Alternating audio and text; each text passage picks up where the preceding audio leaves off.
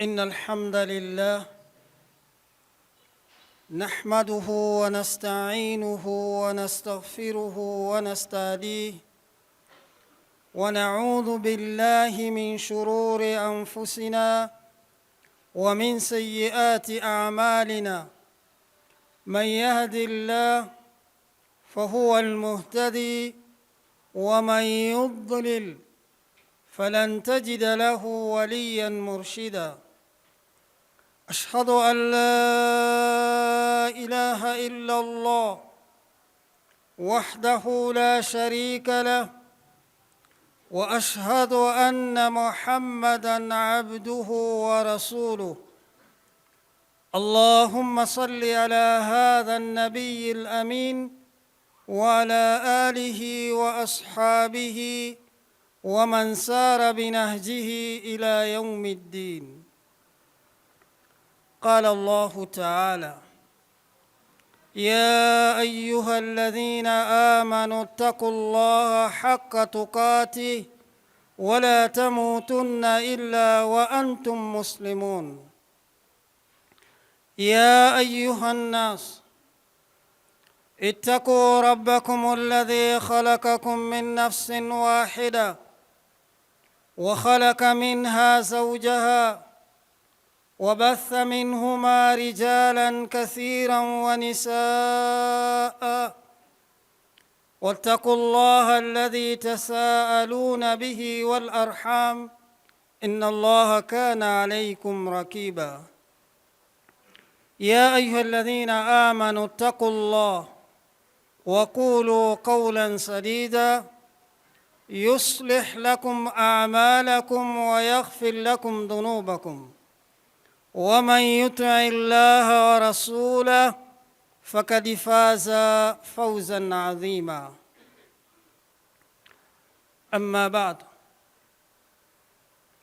فإن أصدق الحديث كلام الله، وأحسن الهدي هدي محمد صلى الله عليه وسلم، وشر الأمور محدثاتها، وكل محدثة بدعة، وكل بدعة ضلالة، وكل ضلالة في النار.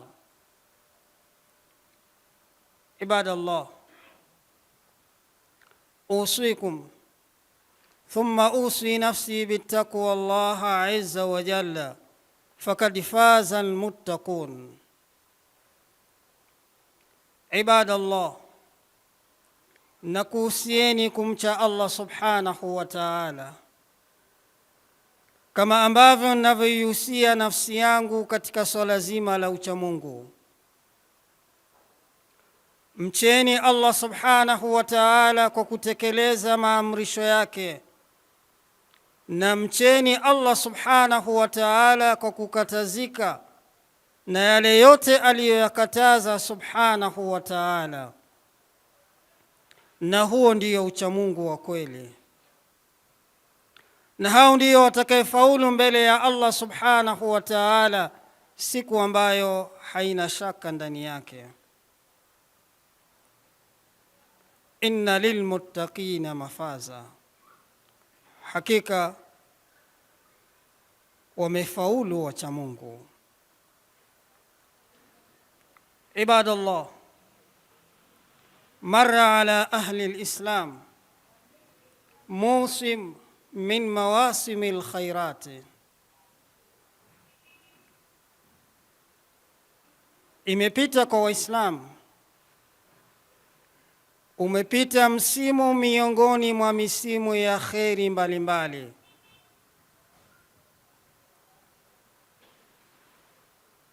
Na miongoni mwa msimu huo ni ibada ya hija,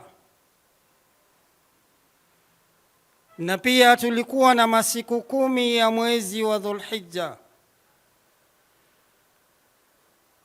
na pia tumepita ndani ya ayami tashrik. Walishindana wenye kushindana katika ibada mbalimbali.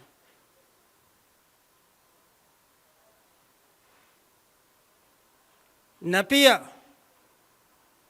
mahujaji wakashirikiana na wale ambao lam yahujju, ambao hawakwenda katika ibada ya hija, Allah hakuwaruzuku kutekeleza ibada hiyo, walishirikiana nao katika ibada mbalimbali,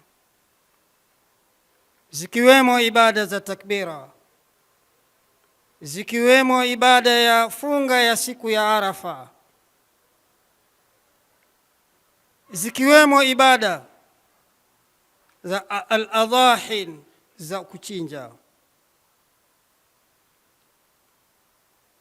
Msimu huu umepita, pamoja na kwamba tumo ndani ya mwezi uliokuwa mtukufu,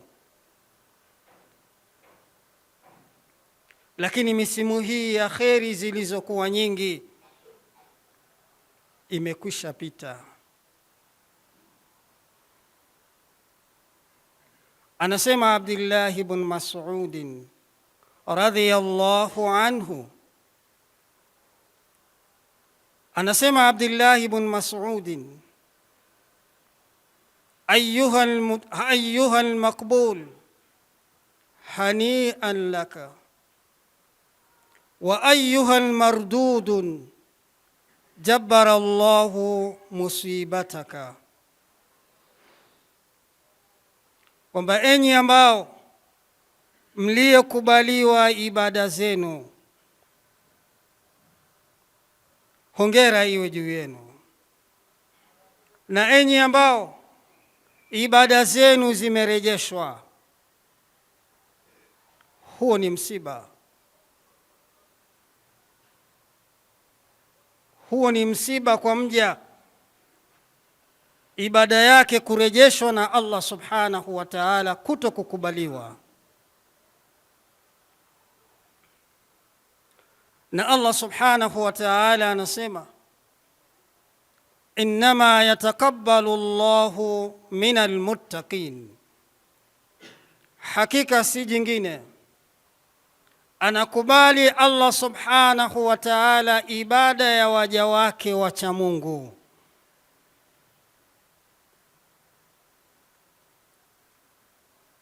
Aya hii tabi'in jalil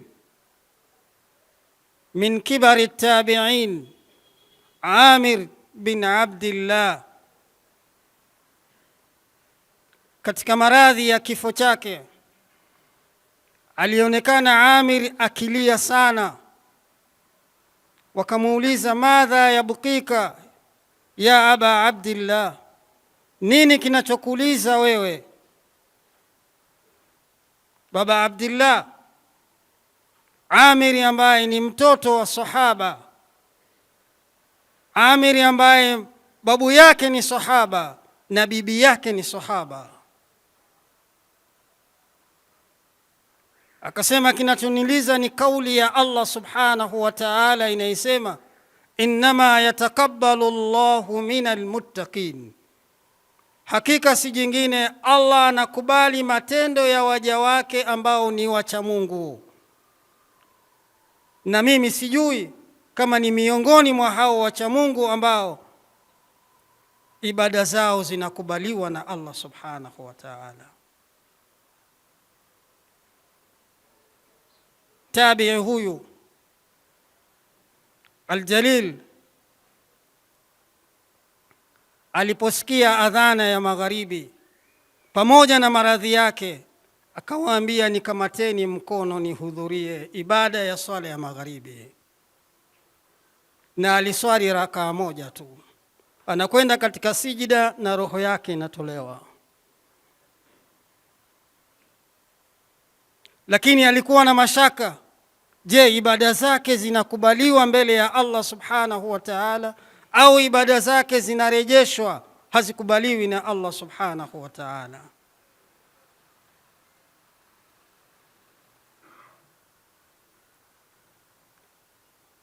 Miongoni mwa alama ambazo zinaweza kumuashiria mja kwamba ibada zake ni miongoni mwa ibada zenye kukubaliwa na Allah subhanahu wa ta'ala, alama ya kwanza, adami rujui ila dhanbin baada taa. Alama ya kwanza ni mja kutokurejea katika madhambi na makosa na maasi baada ya kutekeleza ibada. Haiwezekani mja anaswali, baada ya swala anakwenda kufanya maasi. Hii ni alama kwamba ibada yake haikubaliwi na Allah subhanahu wa ta'ala. Haiwezekani mja anachinja kwa ajili ya Allah subhanahu wa ta'ala, mja anafunga kwa ajili ya Allah subhanahu wa ta'ala, baada ya ibada hiyo anarejea katika maasi, anaenda katika madhambi na makosa. Hii ni alama ambayo inafahamisha kwamba ibada yako bado haijakubaliwa na Allah subhanahu wa ta'ala.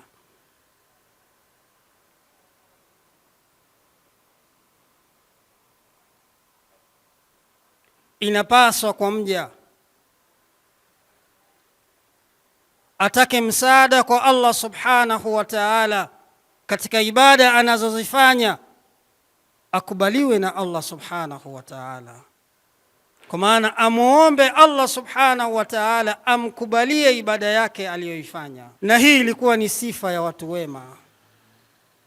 Anapotekeleza amri ya Allah subhanahu wa ta'ala, anamuomba Allah subhanahu wa ta'ala amkubalie ibada yake hiyo, pamoja ni amri ya Allah subhanahu wa ta'ala.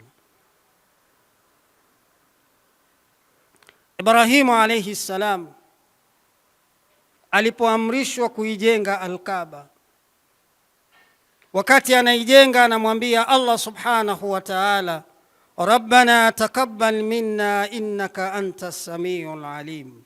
Ewe Mola wetu mlezi, tukubalie sisi ibada hii ambayo ni amri yako wewe Allah subhanahu wa ta'ala, mimi na mwanangu Ismail, kwani hakika wewe samiun alim, ni msikivu wa hali ya juu na ni mjuzi wa hali ya juu. Na haya ni mafundisho kwetu sisi. Ibada yoyote unayoifanya, muombe Allah subhanahu wa ta'ala aikubali ibada yako. Na huyu ni Khalilur Rahman, rafiki wa ndani wa Allah subhanahu wa ta'ala.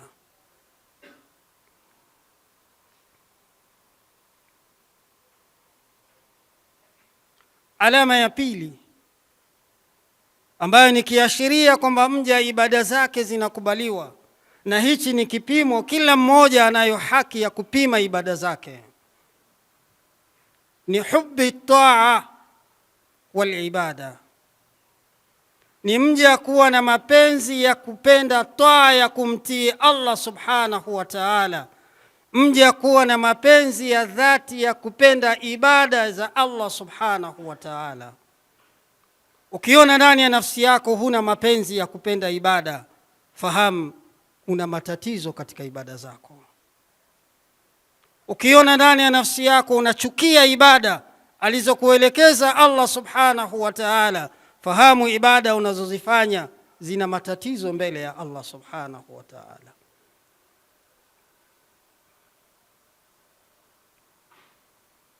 Anasema Allah subhanahu wa ta'ala, alladhina amanu wa tatma'innu qulubuhum li dhikrillah ala bi dhikrillahi tatma'innul qulub. Wale walioamini nyoyo zao huwa zinapata utulivu wanapotajiwa Allah subhanahu wa ta'ala. Moyo unapata utulivu, moyo unapata faraja kwamba aliyetajwa ni Allah subhanahu wa ta'ala.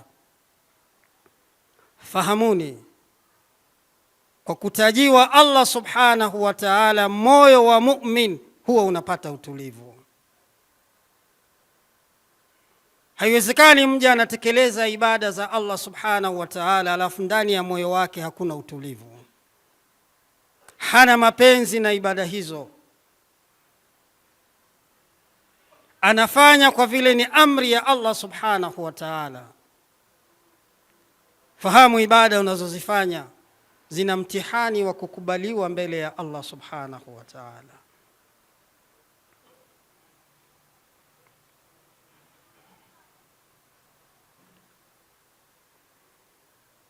Pia miongoni mwa alama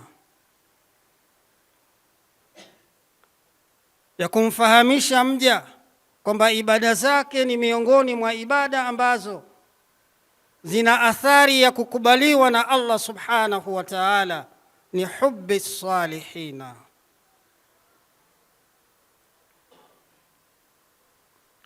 wa bughdhi almufsidina,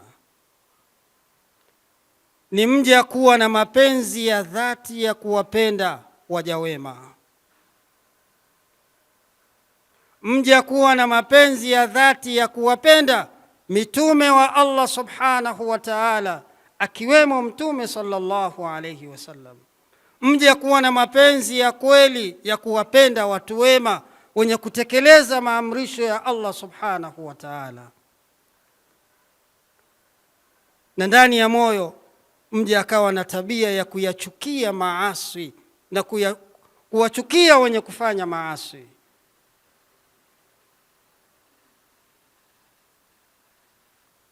Haiwezekani mja anatekeleza ibada za Allah subhanahu wa ta'ala wakati huo huo anayapenda maasi. Ni dalili ya wazi kwamba ibada zake zina mtihani wa kukubaliwa na Allah subhanahu wa ta'ala.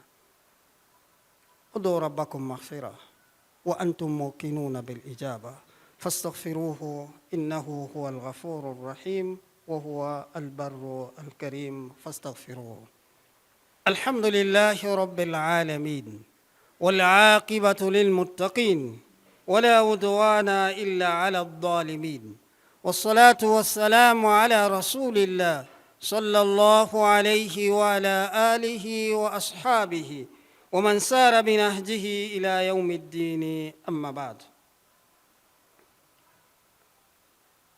ومن علامات المقبولين حب الصالحين وبغض ahli almaasi,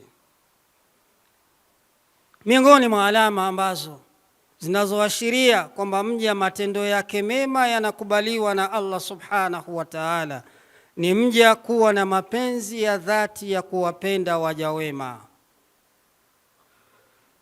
na mja kuwa na tabia ya kuwachukia wenye kufanya maasi, wenye kufanya madhambi, wenye kufanya makosa.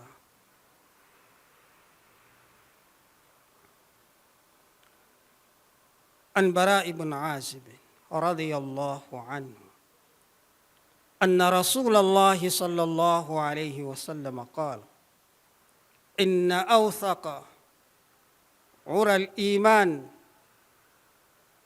an tuhibba fillahi wa tub'adha fillah.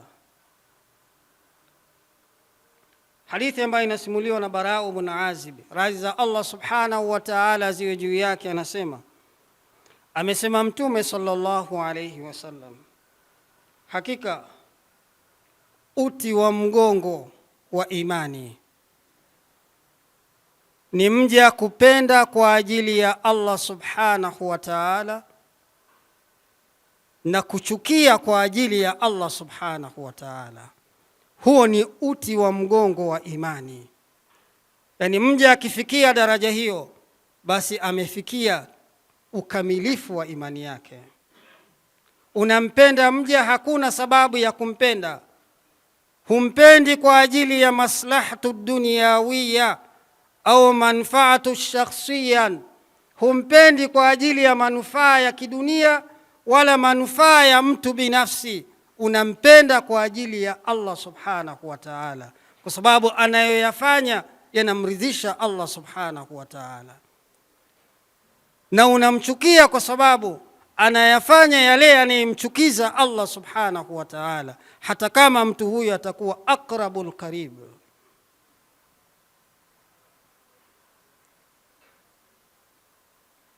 Mja akifikia hivi, basi amefikia ukamilifu wa imani.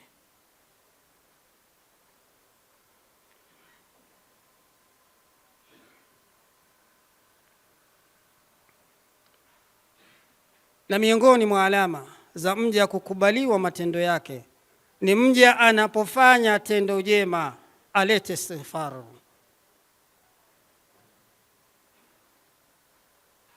Na hii ndiyo sifa ya watu wema.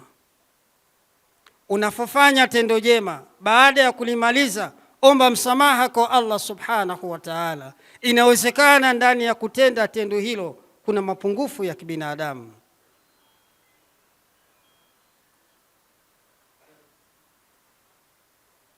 Tunaona Mtume sallallahu alayhi wasallam kwa siku alikuwa analeta istighfar mara ngapi, na ili hali kasamehewa makosa yake.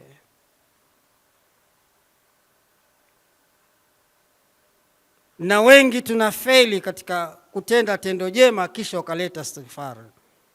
Ni kama vile mja anayodhamana mbele ya Allah subhanahu wa ta'ala kwamba tendo hilo ni lazima Allah atalikubali.